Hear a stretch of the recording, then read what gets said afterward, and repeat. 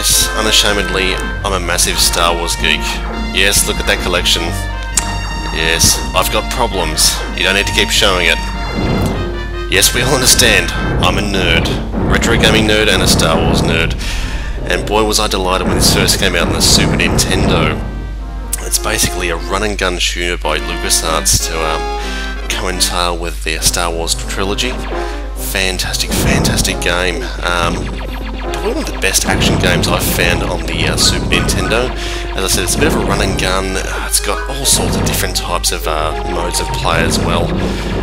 Basically, you play as the main character Luke Skywalker, as well as Han Solo and Chewbacca a little bit later on. And you've got a whole slew of different little gameplay elements, like you've got the SNES showing off its Mode 7 here in the Sand Speeder on the way to the Jawa Sandcrawler. There's just so much action to be had. The sound on this is very true to the Star Wars trilogy. The music is fantastic, and it just blew me away completely. It's like there's an orchestra playing the Star Wars music inside your Super Nintendo. When you first start the game, you're assigned to the old blaster, which you can power up with numerous pickups along the way. This is the second most powerful. I think you can power it up about 5 times, but once you meet the old Ben Kenobi later on, you're granted with a good old lightsaber. Now remember this section, guys, it's a bit of a cheat. Jump off the cliff, secret cave. Keep blasting the air, lots and lots of extra lives. Grab all of those.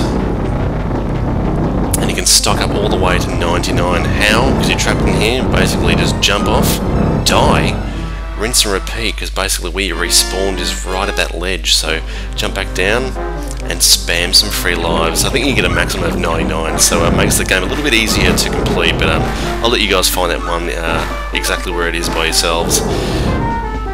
Bit of a homage to the Mos Eisley Cantina band with a good old Chewie.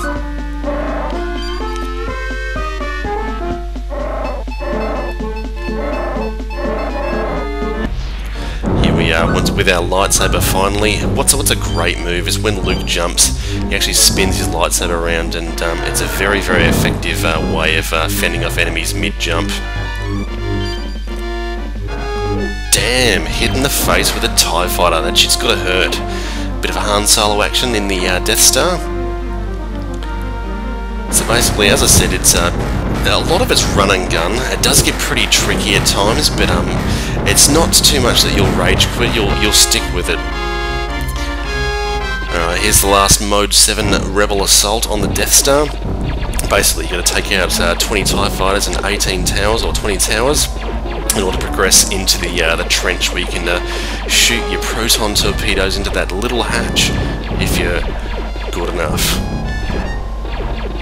Now this part is freaking hard. I tried this about 20 or 30 times and I kept on failing and failing and failing. Obviously there was no great shot kid that was one in a million. Well, definitely the Force was not with me. So anyway guys, hope you enjoyed this. Definitely check it out for Super Nintendo or an emulator or anything. It's a great little game to play. Really, really, really good fun. I can't recommend it enough. A great homage to the Star Wars series, and if you're a Star Wars buff or even action game buff, definitely check it out.